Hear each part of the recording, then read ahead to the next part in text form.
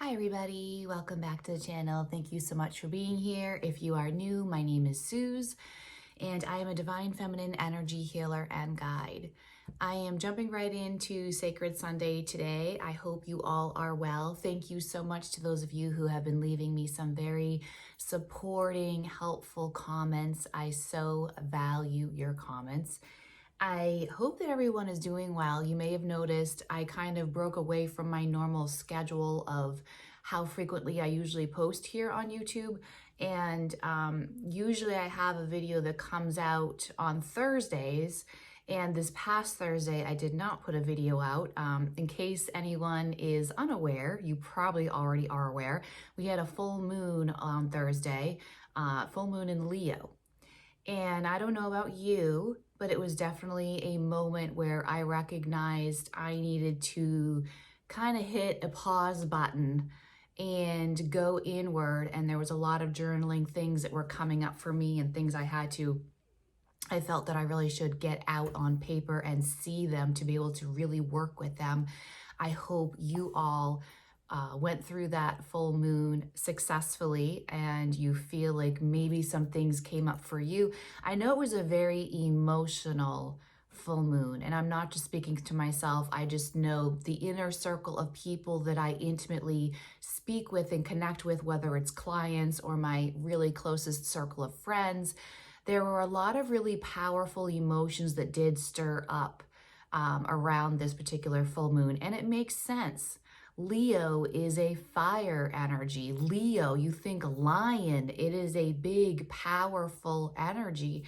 And so things could feel a little fiery emotionally. And so I hope that you all handled those emotions responsibly and were able to kind of ground into them and see what maybe whatever was coming up, what was it trying to reveal to you? You know, I say all the time on this channel, emotions are simply a wealth, an abundance of information that is potentially being offered to you on a silver platter. And we get to decide if we received that gift of emotions or if we avoid, push away, distract, numb ourselves away from the wealth of information that is in those pockets of emotions. You know, it's always that choice point. Am I going to lean in or am I going to lean out? You know, and on that note, I do want to say this really briefly. In one of my client calls in the past week, this kind of came up in conversation where I was listening to, I always listen, you know, people's word choices when they're speaking freely and they're in a space where they feel safe to just let things tumble out of their mouths and they're not censoring what they're saying. For me, it's very part of the intuitive healing that I use is listening for word choice, because words do have energetic impact, and word choice really indicates really deeply behind that where someone is at mentally. And shame is something that comes through a lot in how people choose to express themselves on healing sessions with me.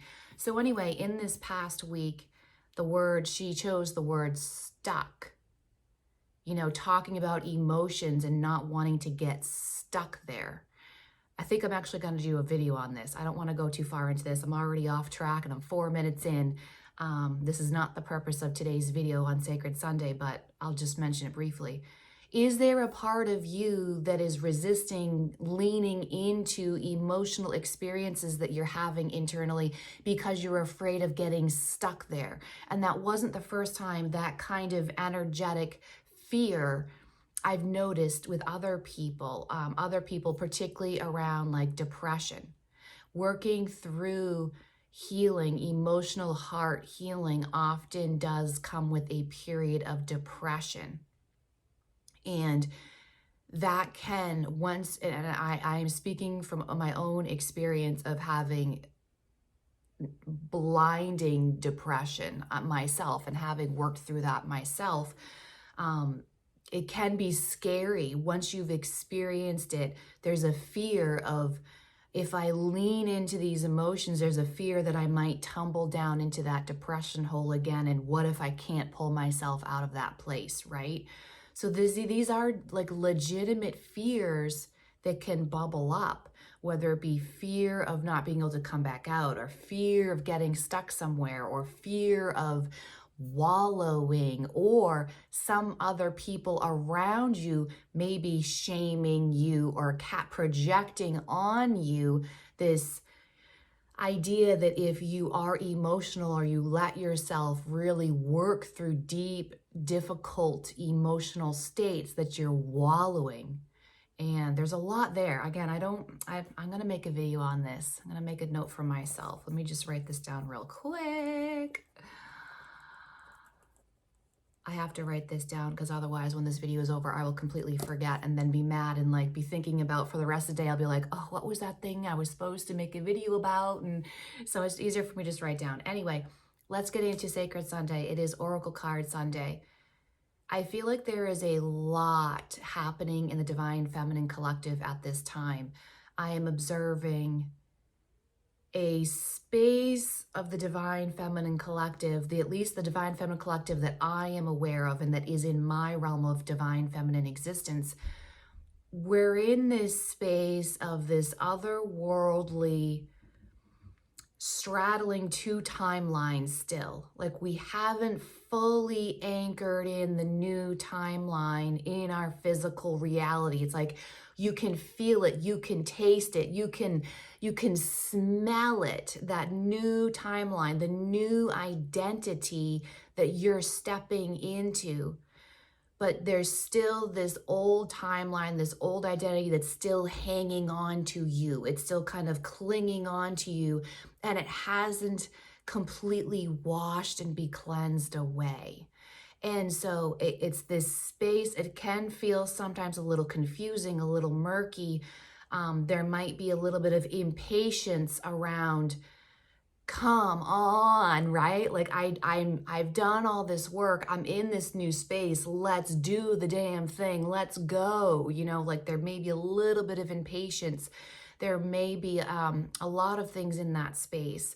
So on that note, I wanted to keep the Oracle cards really simple. Simplicity is a key word for me in these past couple weeks. How can I create simplicity when it feels like there's a lot shifting and changing in my world? Like energetically, in the ethers, I can feel a lot of things shifting and changing and transforming, and things slowly clicking into place etherically in the energy world. And so my physical reality, like, let's keep it simple.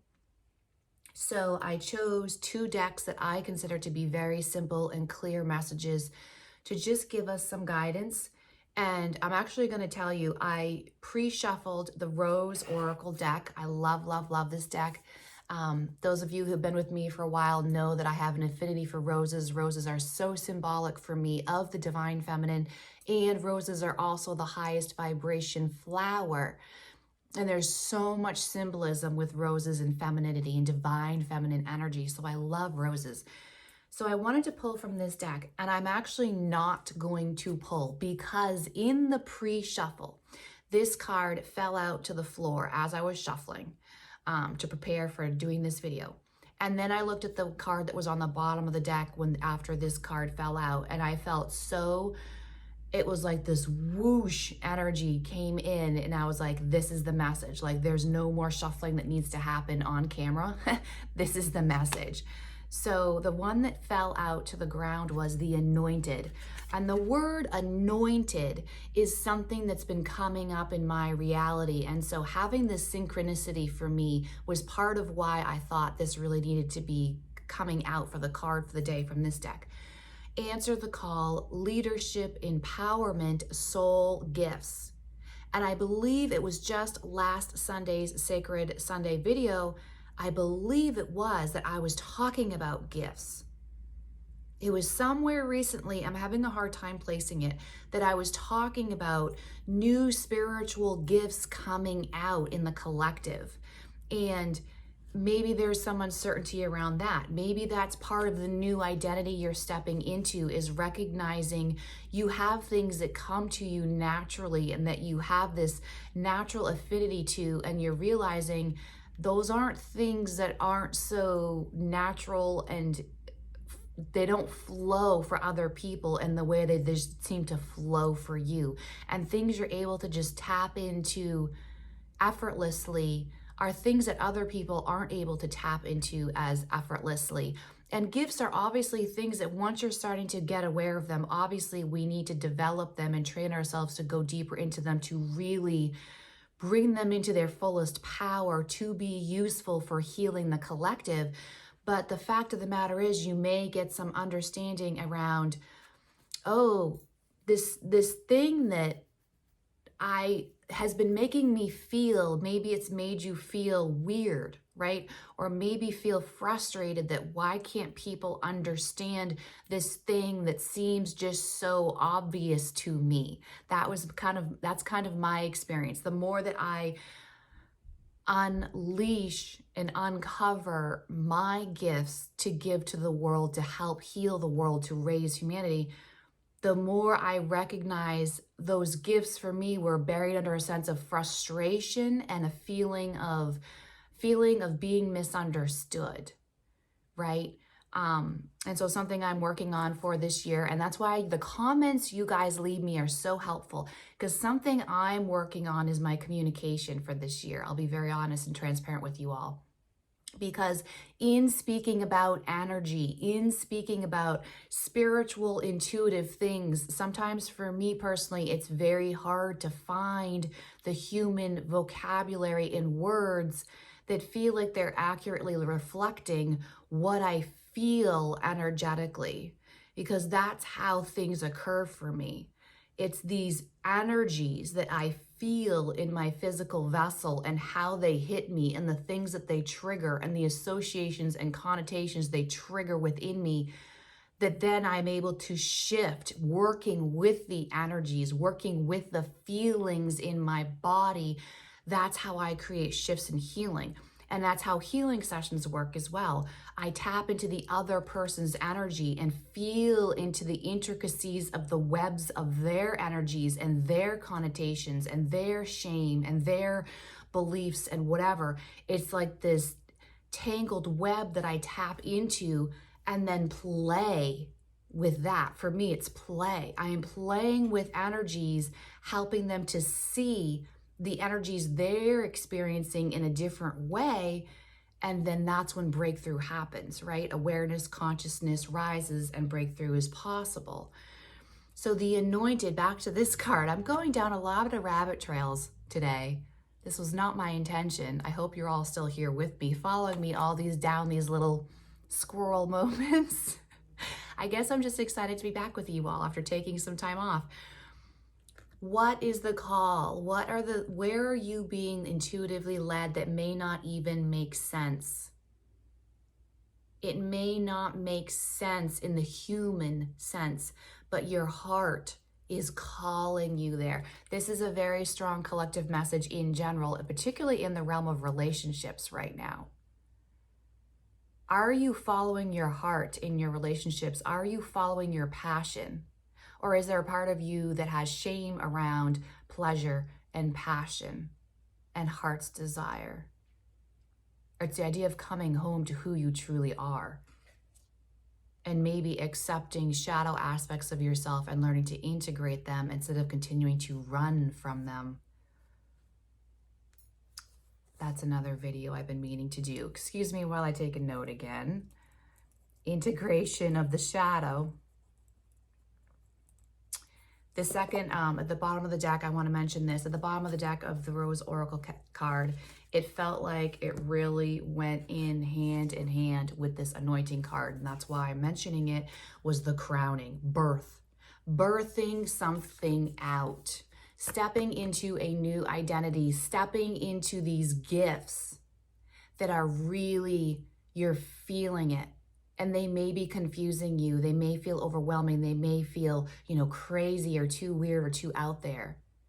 And you may be afraid of how other people may perceive you or react or respond to you if you start talking about these things you're passionate about, or moving in the place where your heart is calling you, even though your logical mind is telling you not to. Your heart, your passion, you're being pulled somewhere. Answer the call. This is your validation. This is your confirmation. This is your affirmation to answer the call into leadership. What is leadership? Leadership is many things. But the thing that goes along with this leadership is being willing to go first. And when you're going first somewhere, you may be perceived as crazy or weird or wrong, right? Like, that's leadership. You know what you know, and you can no longer deny what you know. You can no longer deny your truth of where you know where you're supposed to be going, even if it's radically different from where you have been or who you identified with formerly. Stepping outside your comfort zone. This is so reflective of the energy I was feeling into on my most watched video here on YouTube. Be careful of the person who makes you comfortable. This is so that energy. Be careful of the person who makes you feel comfortable. I have to say this too. The next card underneath, oh my God, like seriously, I'm just reaching from the bottom of the deck. Underneath the crowning, which is all about birthing, we have, the next card was healing the mother line. Again, birth, creation energy, and the great mother, surrender. All of these cards are just unbelievable. Like, creating this whole story here. You are anointed to birth out a new reality, a new world, a new you, a new timeline, a new era of your life. In so doing, you are healing the mother line and surrendering to the great mother. Do you not see this whole story connecting here? I'm like so drawn to this card. You guys, I am so drawn to the color purple right now. Anyone else? I'm curious. The color purple and I are having a love affair right now.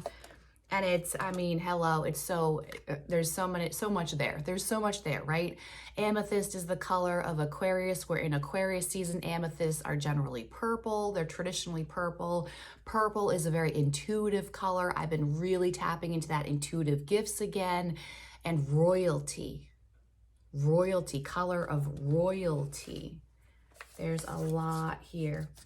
And again, I'm just noticing this too. Purple, the other deck I wanted to pull from was the Angel deck because I love this. I've been feeling so much angelic energy, so much angelic, you know, spirit guide, spirit team, ancestral guidance, ancestor support, ancestor communication, ancestor validation, healing the ancestral line. All right, we're gonna stop there. What is the angelic message for this week to help us focus? What is the angelic message to guide us for this week? All right, we have 3 cards. I love this. Oh my word, I love this. Again, it's a story. 3 cards together that create a beautiful story. The first is See Only Love, which I love. I've used this as a hashtag many times on social media. See Only Love. The next card, Let Your Past Go, Forgiveness, which is seeing only love. You have to see only love in order to let go of the past and heal and forgive. And relationship. Like I said, there's a lot of relationship energy happening, and I'm not surprised with the planets, particularly as we go into February. I need some water. I've been drinking my water out of my mugs because I love my mugs so much. So I've been using my mugs as my water cups, and they're big mugs, so they hold a lot. I like them. But there's a lot of A lot of things happening with the planets. We have Venus, we have Mars, we have Juno, we have Jupiter. We have a lot of big players in feminine, masculine, love type energy happening. So I'm not surprised. And again, here it is again. Are you expressing, if you're in a relationship and you are in a growth-minded relationship that is open to growing with you as you move into your new expanded identity, are you allowing yourself to express your needs and your passions and your vision for where your heart wants this relationship to go? Or is there someone from your past coming to you, asking for forgiveness, and is requiring you to see only love? Forgiveness it can be a controversial subject. I see a lot of people talking about it, and that conversation can go in many different ways. But forgiveness is really never about the other person, and just because you choose to forgive someone does not mean they have access to your life and to your energy in a perfectly normal, functioning kind of way. Forgiveness is simply an energetic move from holding resentment, holding anger towards someone, holding hurt towards someone. Instead of holding on to that, you're choosing your own peace. You're choosing your own surrender. And sometimes that does mean choosing to even let that relationship go, but in a peaceful way, not in a resentment, bitterness kind of way, right? Love this message.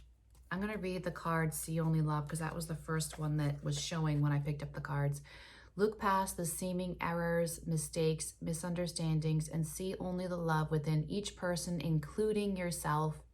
Your resolute focus upon the love that underlies every solution, every situation, brings about healing in undreamed of ways, miracles.